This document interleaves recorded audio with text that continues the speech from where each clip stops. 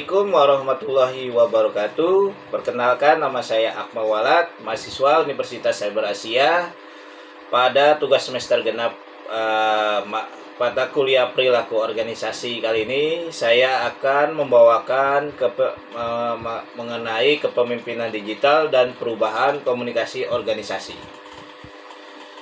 Kepemimpinan digital adalah gaya kepemimpinan yang mampu mengarahkan dan mengelola transformasi digital dalam organisasi, termasuk penggunaan teknologi dan data dalam pengambilan keputusan.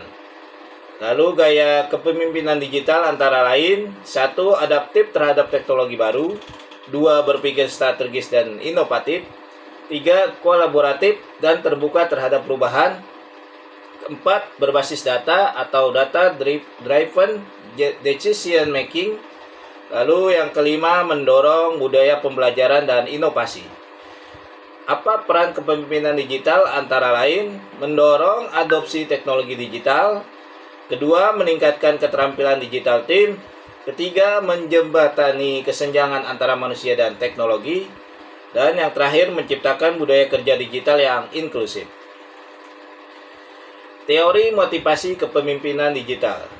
Motivasi dalam kepemimpinan digital sangat penting agar tim tetap produktif, inovatif, dan adaptif terhadap perkembangan teknologi.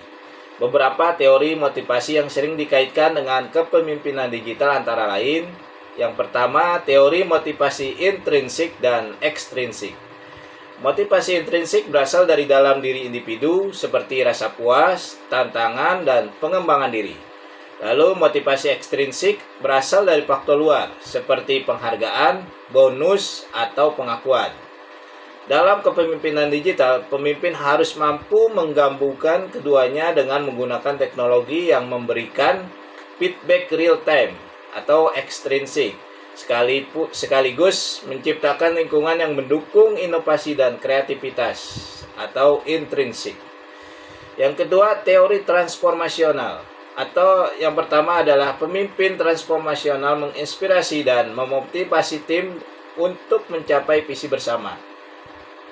Kedua, dalam kepemimpinan digital, transformasi ini sering diwujudkan dengan cara mengadopsi teknologi baru, mendorong kolaborasi digital, dan membangun budaya inovasi yang kuat. Dan yang ketiga, teknologi self-determination. Berdasarkan pendapat Deci dan Ryan. Teori ini menekankan 3 kebutuhan dasar manusia yang harus dipenuhi agar termotivasi, seperti otonomi, kompetensi, dan keterhubungan. Pemimpin digital harus memberikan ruang otonomi dengan tool digital, membantu pengembangan kompetensi melalui pelatihan online, dan menjaga keterhubungan melalui komunikasi digital yang efektif. Dan yang keempat, teori kepemimpinan situasional, atau pemimpin menyesuaikan gaya kepemimpinan sesuai situasi dan tingkat kesiapan anggota tim. Di dunia digital yang dinamis, pemimpin harus fleksibel menggunakan teknologi dan strategi motivasi yang sesuai kebutuhan individu dan tim. Lalu, komunikasi organisasi digital. Transformasi komunikasi organisasi digital mengubah cara organisasi berkomunikasi, baik secara internal maupun eksternal. Adapun bentuk perubahannya antara lain: yang pertama, digitalisasi komunikasi internal, seperti penggunaan platform seperti Google Meet, Microsoft Teams, dan Zoom. Yang kedua, komunikasi real time dan kolaboratif. Yang ketiga, transparansi informasi dan data terbuka. Yang keempat, kepemimpinan yang lebih terbuka dan responsif. Dan yang terakhir, penggunaan AI dan otomatisasi dalam komunikasi. Apa dampak dari perubahan ini? Antara lain, yang satu, perubahan struktur hierarki menjadi lebih datar. Yang kedua, karyawan lebih terlibat dan kolaboratif. Dan yang ketiga, penyebaran informasi lebih cepat tapi menuntut literasi digital. Hubungan antar aspek. Adapun 3 aspek memiliki hubungan antara lain seperti: yang pertama, motivasi, mendorong karyawan menerima dan beradaptasi dengan perubahan digital. Lalu kepemimpinan digital, menginspirasi, mengarahkan, dan memfasilitasi transformasi dan komunikasi yang efektif. Lalu yang terakhir, komunikasi organisasi, menjadi alat utama untuk menyampaikan visi perubahan, menyatukan tim, dan menjaga keterlibatan. Semua aspek komunikasi organisasi saling berhubungan dan membentuk sistem yang dinamis. Komunikasi yang efektif hanya bisa tercapai jika semua aspek tersebut selaras dan dikelola dengan baik. Lalu, struktur organisasi kepemimpinan digital. Struktur organisasi kepemimpinan digital adalah bentuk pengorganisasian yang mendukung transformasi digital dengan memfasilitasi penggunaan teknologi, kolaborasi lintas tim, dan pengambilan keputusan berbasis data. Struktur ini mendukung para pemimpin digital dalam yang pertama menyusun tim digital, yang kedua mendorong budaya inovatif, yang ketiga mengadopsi teknologi dengan cepat, dan yang keempat menjembatani antara bisnis dan teknologi. Ciri-ciri struktur organisasi dengan kepemimpinan digital. 1. Struktur datar atau mengurangi hierarki agar komunikasi lebih cepat. Yang kedua, tim lintas fungsi atau cross-functional team, menggabungkan IT, pemasaran, keuangan, dan operasional. Lalu yang ketiga, unit inovasi digital atau Digital Transformation Office. Yang keempat, pemimpin digital atau Digital Leadership, memiliki jabatan khusus seperti Chief Digital Officer atau CDO, Chief Technology Officer atau CTO, atau Chief Information Officer atau CEO.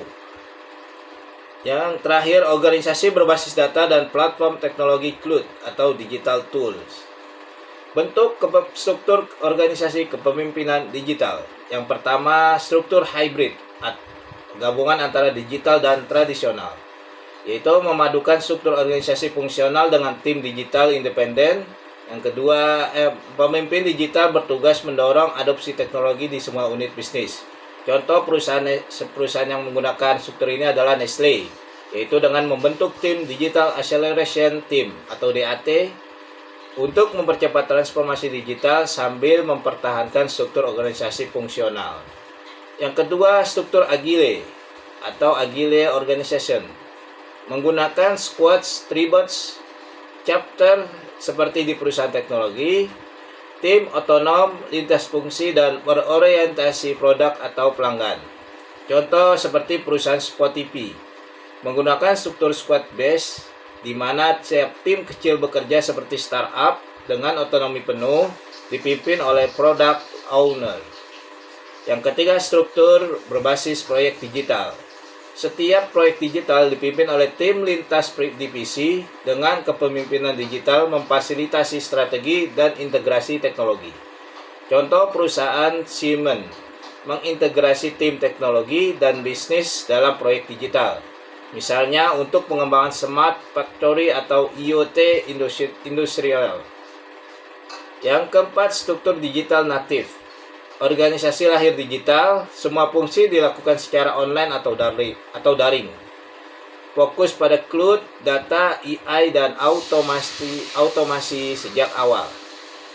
Contoh seperti pada perusahaan GitLab, 100% remote, semua komunikasi dan proses kerja melalui platform digital dan tidak ada kantor fisik. Lalu perusahaan di Indonesia yang sudah menerapkan sistem komunikasi kepemimpinan digital antara lain Goto Group atau Gojek Tokopedia. Goto Group mengintegrasikan berbagai platform digital untuk mendukung komunikasi dan kolaborasi antar tim. Mereka memanfaatkan alat seperti Slack, Zoom, dan Google Workspace untuk memastikan koordinasi yang efisien, terutama dalam lingkungan kerja hybrid.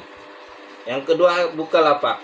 Bukalapak menggunakan teknologi untuk meningkatkan komunikasi internal dan eksternal. Mereka menerapkan sistem manajemen proyek digital dan platform komunikasi untuk mendukung tim dalam mencapai tujuan bersama secara efisien. Lalu ada Telkom Indonesia. Sebagai perusahaan telekomunikasi terbesar di Indonesia, Telkom Indonesia memanfaatkan teknologi digital untuk meningkatkan komunikasi internal layanan pelanggan. Mereka menggunakan platform digital untuk mendukung kolaborasi antar departemen dan memastikan layanan yang cepat dan responsif.